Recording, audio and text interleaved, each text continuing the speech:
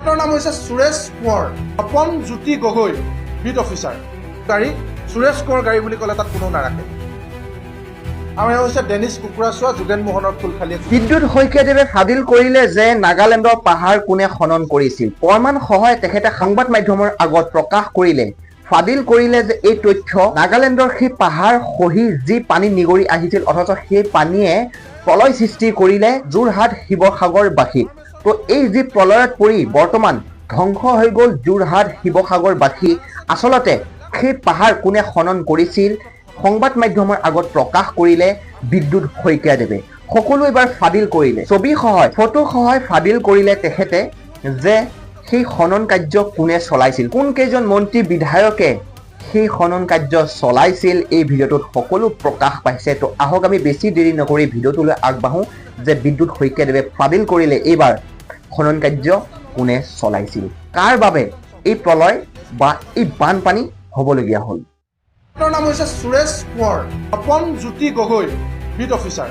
গাড়ী সুৰেশ কোঁৱৰ গাড়ী বুলি ক'লে তাত কোনো নাৰাখে। আৰু এওঁ হৈছে ডেনিছ কুকুৰাচোৱা, যোগেন মোহনৰ ফুলখালীয়ে বুলি আমি জানিব পাৰিছোঁ। সোণাৰীৰ বিধায়ক ধৰ্মেশ্বৰ কোঁৱৰ,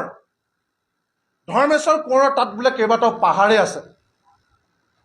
নাগালেণ্ডৰ পাৰে পাহাৰ আছে, সেই পাহাৰবিলাক ধৰ্মেশ্বৰ কোঁৱৰৰ নেতৃত্বত খনন হয়। ধৰ্মেশ্বৰ কোঁৱৰ, আৰু সেই টকাৰে তেওঁ MLA খেলি আজি MLA হৈ আছে। চবেই জানে ডিমৌৰ বিধায়ক সুশান্ত বুঢ়াগোহাঁই প্ৰতিখন গাড়ীৰ পৰা কমিশ্যন লয়। তেওঁৰ কমিশ্যন লোৱা মানুহ আছে, তেওঁৰ হৈ কোনে কোনে কমিশ্যন লয় তাৰো হিচাপ আছে। কেইখনমান ফটো দেখাইছোঁ। এইকাৰণে মুখ্যমন্ত্ৰী ডাঙৰীয়াই ব্যৱস্থা নলয় নেকি? এই মানুহজন চাওক, এই খাকী ড্ৰেছ পিন্ধি থকা যিজন মানুহ, এই মানুহজনৰ নাম হৈছে তপন জ্যোতি গগৈ। এওঁ হৈছে বিট অফিচাৰ। তাতে লক্ষ্মীজান বিহুবৰ আৰু চন্তক বিহুবৰ নামৰ দুটা ৰেঞ্জ আছে। সেই দুইটা ৰেঞ্জতে তেওঁ কেতিয়াবা লক্ষ্মীজান, কেতিয়াবা চন্তক, এই দুটাতে তেওঁ ইফাল সিফাল হৈ থাকে। 2021 চনৰ পৰা এইজন মানুহ তাৰ বিট অফিচাৰ। এওঁ হৈছে মেইন মানি কালেক্টৰ।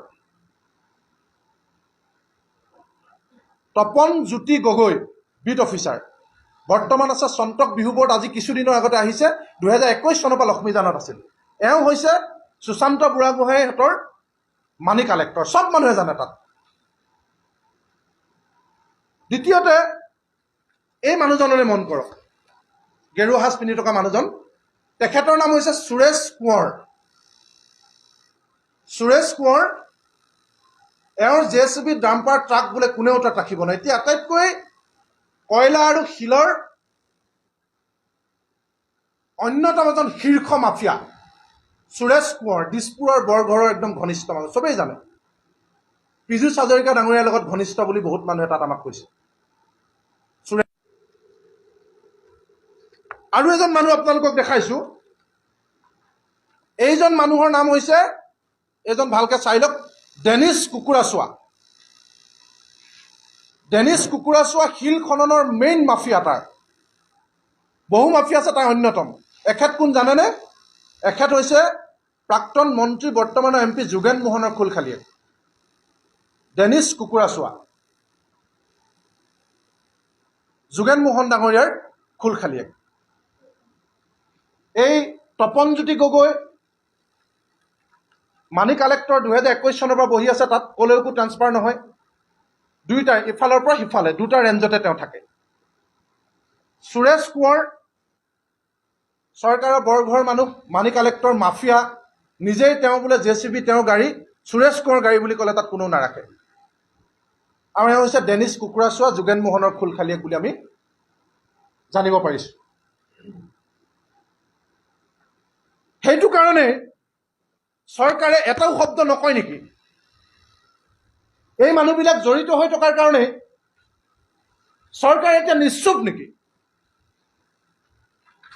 চৰকাৰে এই কথা বতৰাবিলাক ক'ব নোৱাৰে নেকি? কিয় নোৱাৰে?